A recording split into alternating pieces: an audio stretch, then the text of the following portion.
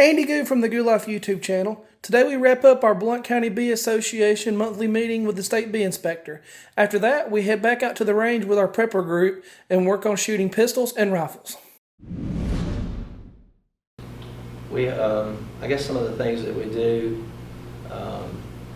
so we do health inspections. We do just, a general inspection of the hive.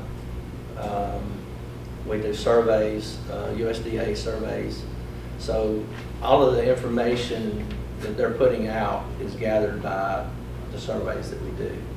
So we do like 24 surveys, not only us, but all across the nation. They're doing, each state is doing like 24. And then some of those are what they call longitudinal, so they're done in the spring and the fall. And then so they can compare those, but not all of them are longitudinal. Only about, I think, 6 out of the 24 are longitudinal.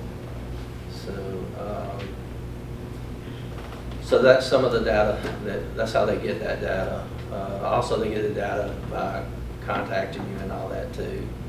And we have participated in the past, although my brother doesn't really want to participate in it now. It's just, I guess he gets tired of having to report that data all the time, but they do get the data from the surveys that we do. We also we set out swarm traps for Africanized bees. So all across the state, there's traps. In Huntsville, they're around the jetplex, and Mobile, they're around the port, and so.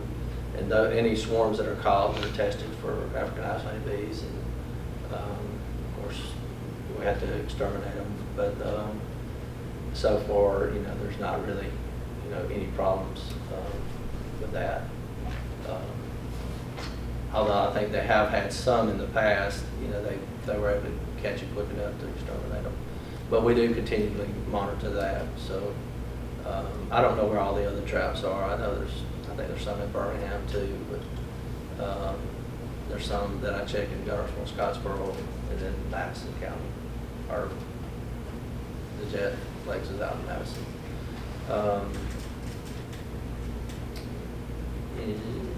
Anything? I guess that's pretty much it as far as what we. Are there any problems or anything you're seeing in your kind of statewide or region-wise? Everybody has losses. What you see reported, on the losses with 50%, or most people are 50% or better. So I know ours was about close to 50% last year. So we made 50 splits, and then we've caught probably between 40 and 50 swarms this year. There was a lot of swarms. It was crazy. Sometimes I have 4 swarms in our yard. And that wasn't even where we had 30. We might have had 20 hives there. So just about every hive there swarmed. But we feed our bees through the winter. So they're really strong coming out of the winter. So maybe that's why, because they built up quicker. They were not a swarm. Do you do anything to try to keep them from swarming? No, and I'm not telling you not to. We have, over the years, so when I first started helping my father, we had a deep and a shallow. That was our brood chamber. We'd rotate it, every year, flip them, and still swarm. Then he decided to go to mediums, and there was a couple of reasons why we just went to mediums. Well, we went to 3 for our brood chamber. That way everything would be the same, and we could manipulate the hive easier. And then they were lighter if you had to pick up that box versus picking up a deep. My father was getting older, so he figured, which I'm glad he did, because now we're in our 60s, and it's a whole lot easier to pick up a medium than it is a deep. And I see a lot of people going to 8-frame deeps now for that same reason too. And And we have a few deep still out there, but for the majority we have mediums, and most of the time I say we go to 3, but we really try to have a brood chamber of 2. But when they die, we move that 3rd box. If there's no damage, we move it over to the on top of 2, and then they usually winter with 3. That way, when we get to the spring, we're ready to take that medium box off and do a split. So I said we split 50. We're going to split those 50 again in July. So we got another 50. So we tried to add another 100, colonies this year, because just to try to stay ahead of the losses. Now, one thing I have noticed though that was, I guess, I don't know if it's strange or what, but the swarms that we caught, all of those weren't ours, but some of them, I guess the majority were, but some were all through town, and almost all of them had a queen and was queen right, and most of them are still queen right now. They're outperforming the splits that we made. So Feral bees will. I don't know whether, but a lot of those queens would have been queens that we had, but they were queens that were really strong apparently. So maybe that's the difference, is those, the queens you're getting, it's like maybe 25% don't. Some of them come out laying, but they don't keep laying. They'll be great for about a month, and then they start going backwards. And talk to the queen breeder about it, and that's just normal now. It's they have all kinds of theories on that. The queen's not getting mated correctly, just different things. But I don't think anybody knows definitively why it's happening. I thought something I didn't realize until not long ago is that the guy told me like 75% of the queens that are raised in the U.S. all come from one person. So all of these queen breeders get their bees from this, one guy. So the genetics, maybe that's got something to do with it. Maybe there's not enough variation, and so I know the guy in the South, he's trying to vary his genetics. He's trying to, graft off the queens that are doing really well, but also have drones from somebody else's bees that are, mating with his queens. So.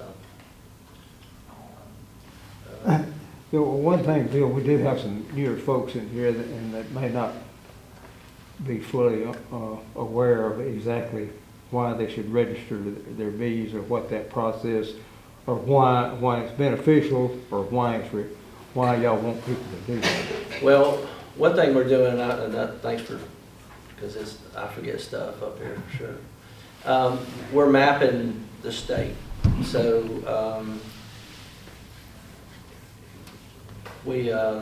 they put a yellow dot for everybody that registers their bees. They put a yellow dot there, and so we're trying to collect data so that if there's things going on, then we can kind of figure out, more information to tell you. So, and then from there we put another, it's a purple square so it's all GPS, and then most of the purple squares are right there with the yellow dot, because most people, have their hive within, from here to the wall over there from their house. So, in our case, we've got 13 different yards. So I went and marked each one, and then, as things happen and we report that, whenever we go out and do inspections, if somebody has, a bunch of hive beetles, or if they have foul brood, and I've never seen foul brood in the whole,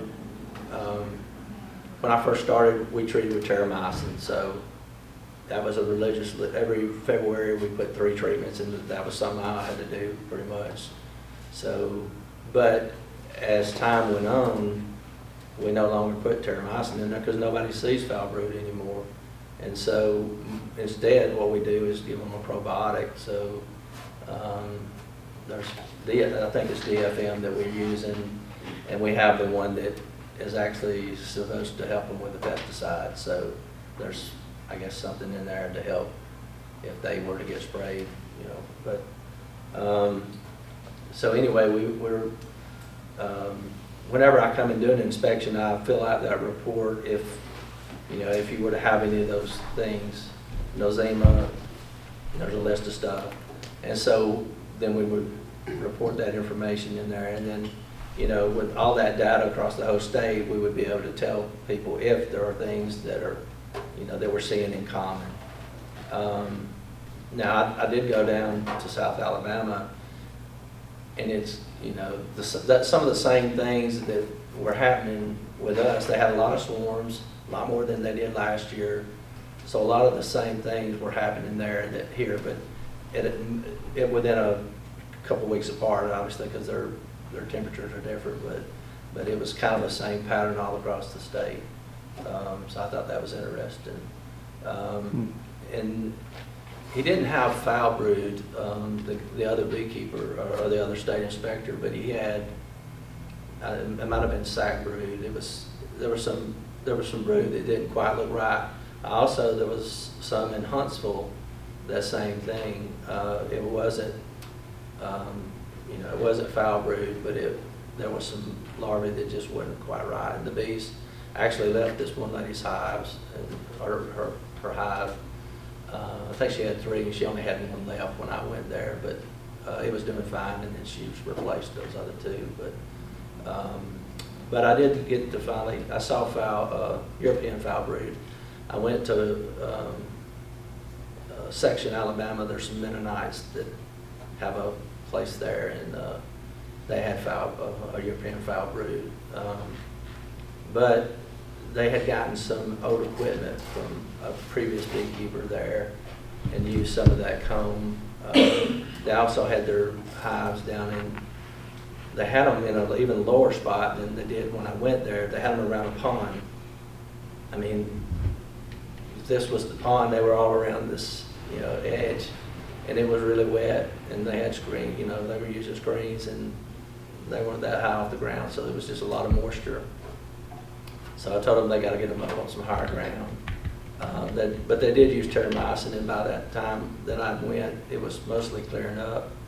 And then now I went back and visited them the other day, and they said it's even, you know, it's pretty much all gone except for a couple of hives, because they had moved half of them up higher, and then they were about to requeen, and they had gotten rid of all the hives, the frames that were infected. So it's pretty much cleared up. But that was the first time I'd ever seen it. So I had to call the other inspectors, because like Randy and Phillip had been around long enough that they'd seen it.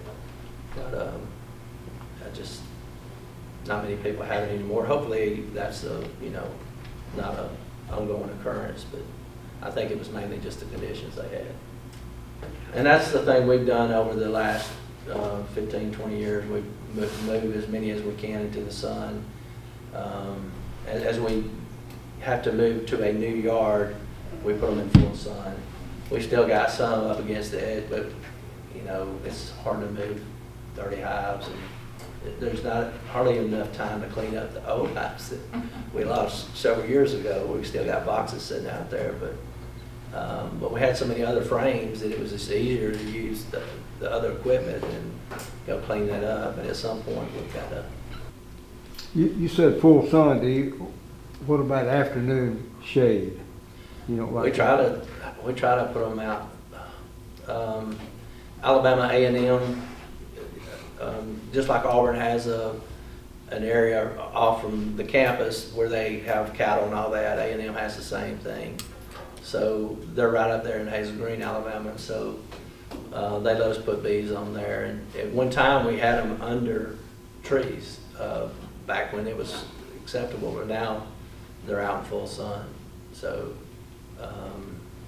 there's very little time that they're not in the sun. And we see less hive beetles. Now, it could make, it could cause other conditions, but maybe we hadn't been, doing it long enough like that to see. But I mean, there's a lot of bearding, just like, they're all the way up the hive, up the front. So But we don't use the screen bottom boards. That might would have helped some too, but So you don't use what? we don't use the screen bottom Oh, boards, you even don't though use- most people are, and I think that's fine, and I don't think, I mean, we probably should too, but we got so many that are built, I mean, for us to switch over and, you know, it'd be costly for us to do that, but it's when they're building up, you know, February, March, and so if they've built up enough, then, or from our experience, it's like the bees are trying to keep all that brood warm. And so, although I've heard other people say they just let the brood go, I haven't seen that. Ours, they die because they're spread out trying to keep, you know, the brood. And so if there's not enough bees, you know, when she's laid all that brood and there's not enough bees to cover it at that specific, you know, when the temperature falls, you know, we lose that hive. But the ones that are further along, they seem to make it because they had enough bees to keep it all warm. And I don't know what to do about that. I mean, they all go at different stages, and you know, you can't make them have more brood in there because you don't know what the weather's going to do. Yeah. But it's just part of it. You know, our job is to regulate stuff, but I look at this position as a service position. I'm here to serve y'all. You know, whatever your needs are, you know, anytime you need me. I mean, I know it's a travel, but that's my job, is to travel across the state. So I would come even if your hives aren't registered, but if we would prefer you to register because you would get notified. If you're not registered, then we have no way of contacting you. You know, if for some reason Africanized honeybees start finally making it this way, you know, if that's spotted, then they're going to let people around them know within a certain distance. That would allow you to, you know, do, you know, requeen or whatever you needed to do to prevent your hive from becoming Africanized. So we try to, if you know, if one dies, then the hive eater is going to go in there and then you're going to get slimed and all that. So we try to catch that before our hive gets running. Every now and then,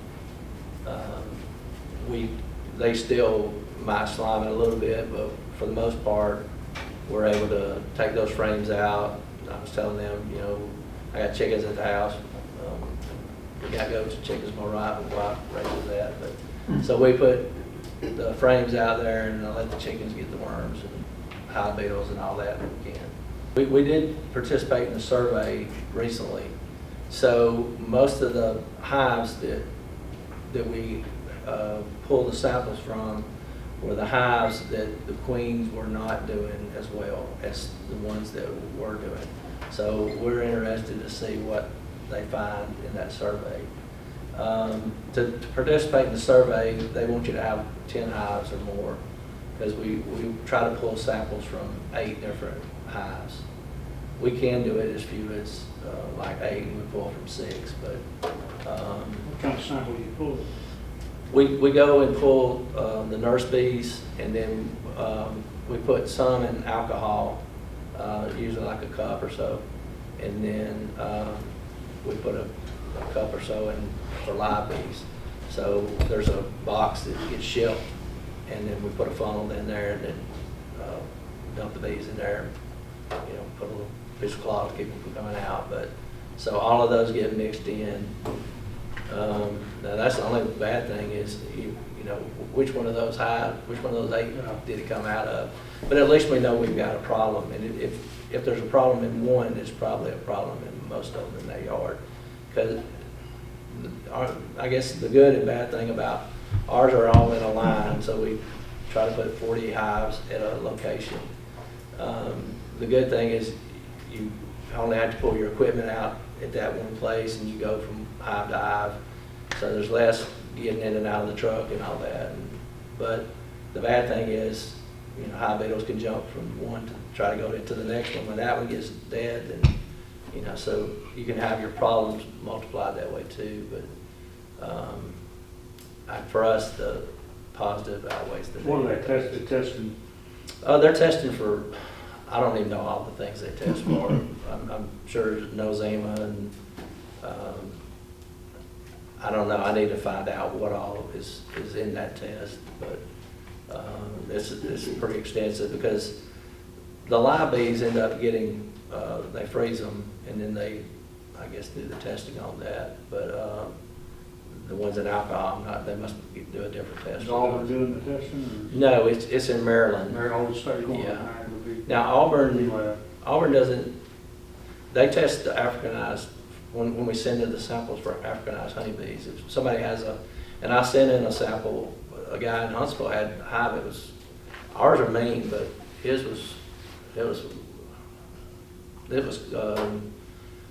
I walked behind the hive and, fortunately I did have my suit on, but and this was on just a nice calm day, and it was a little later in the evening, but I mean, bees were just flying up, hitting my veil, and I hadn't even really been in front of the hive. They just sensed me there, I guess, and started coming up. So we sent it off. I didn't figure they would be Africanized, but they were so aggressive that, I mean, he had to exterminate them because they were stinging his wife and other people, and so, I didn't need any more mean bees than what we got, so I didn't really want them either. More consumers are starting to be more aware.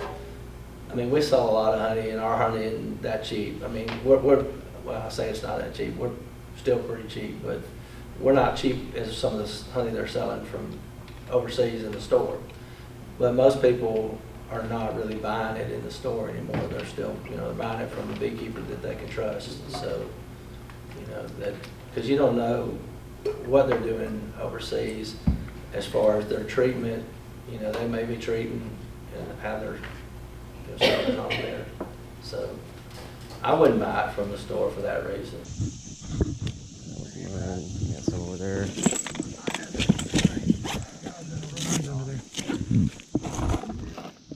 You could use those and only fluff right there.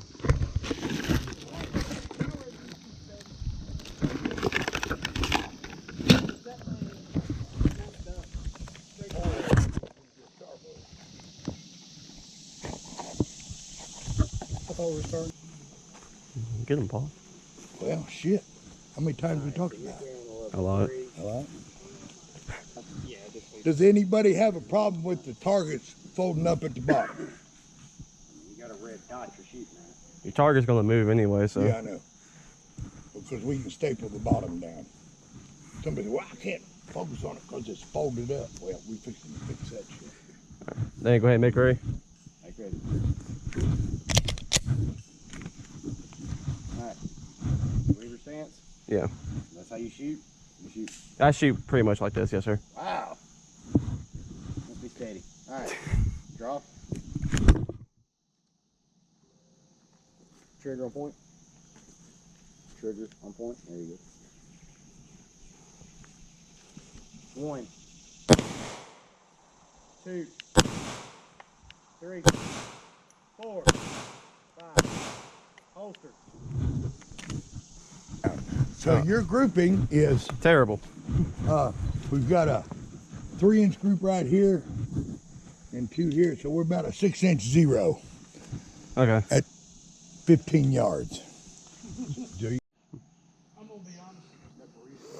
I don't know what the hell these were. Those are overcompensating. When you shoot that high, that was your first shot. Your grip loosened up. Really? If you're shooting high, your grip's loosened up. If you're shooting low, you're overcompensating for recoil. So these two right here, you relaxed a little too much. You kept in a flat line on this one, so that was actually trigger pull. Okay. where's them targets at? Right. These two right here, these are your trigger. This is actually trigger position. That's with the mark I gave you on your finger. Yeah. It changed. Okay. So on your reset, do you go full reset on that, or do you go half reset? I go for a reset. You do go for the full reset. Yes. So you don't go halfway, just back to where you can fire. No. Well, Alright, what I'm saying is. Yeah, I know what you're saying. I'm just trying to think of the best way to explain it. Alright, on this one, it ain't got no. See it? Yeah, that's the point where I go to with that trigger. Okay, you so know. you do go to the, Yeah. so you go to half reset. So you go to where you're directly in fire again. Right? That's where your speed came in.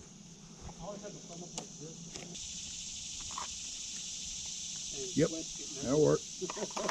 You just gotta remember to do it, you know?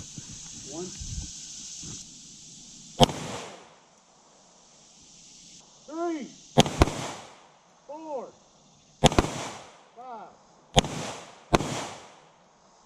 Clear. D-mag. Got 2. Yeah, you got 3 right here. So that tells me you were pulling down. Yeah, drip, Because of recoil. compensation. You were going, you know, Taking your first shot instead of leaving it like when you do your firing, and when you come up, that was a loose grip. you look at the target, you don't look at your sight. Over-tighten. Make sense? Trigger position wrong. So you're zeroing right there. That's where your eyes are at. Over. And then you put your sights on it. Target because you was past that Because if you don't, you're going to start getting missed. on that gun. Okay? I know how to. But The dead center of your finger needs Where to were be on his? there. Where were his other 3? right here. So when you pull it Oh, trigger. yeah. Over pull. See the gun tilting? So Under pull. good shot. Third shot was good. I don't know where this one went. I think you might have been Not moved the gun. pulling down because of the recoil on it. Compensation problems where you're over gripping and anticipating. Other than that, I mean, hey, you ain't been out here as much as we have, so you don't really know. Safety, Those two good, would have been- speed. 1, 2, 3, 4. Okay. Draw.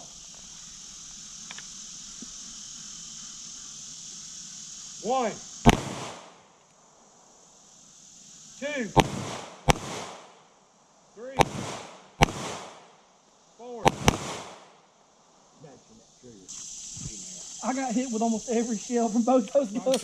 Both of them. Yeah, both of them. Glock 19's gonna throw high and long. Yeah, she hit me and he hit me too.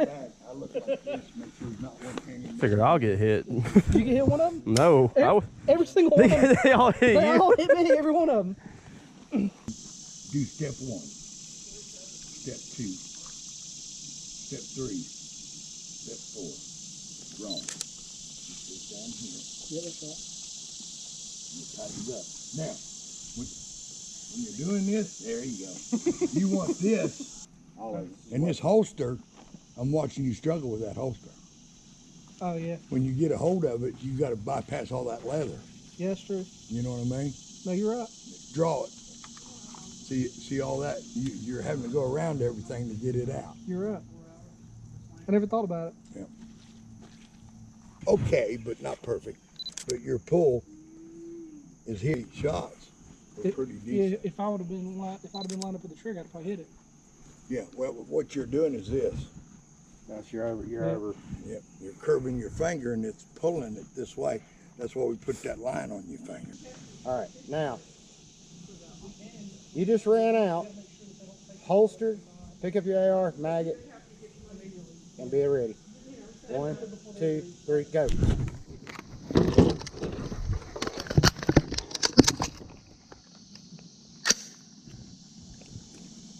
All right, safety's on. Watching the GoPro footage. Is your safety on? It is. It is now. Yeah. All right. All right, put it back on the table. Take the mags out. Put it down back in.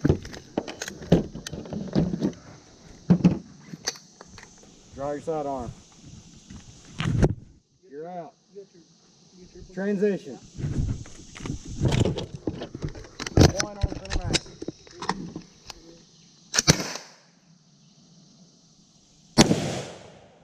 All right, safety on. Put them back on the table. Hold down. 1, 2, 3.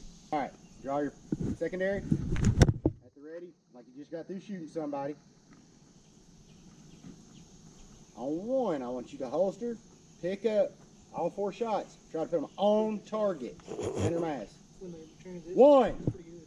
Go.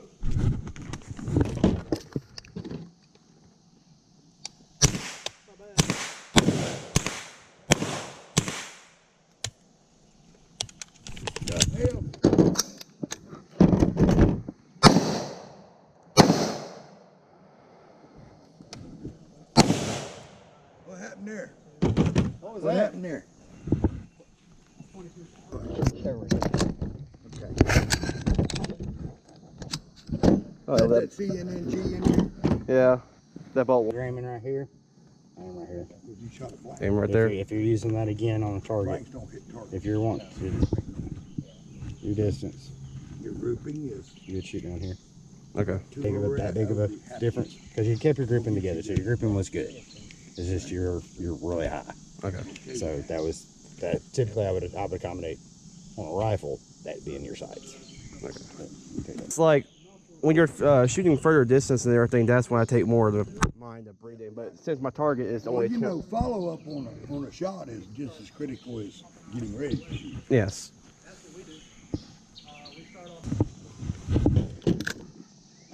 You're supposed to be looking at that.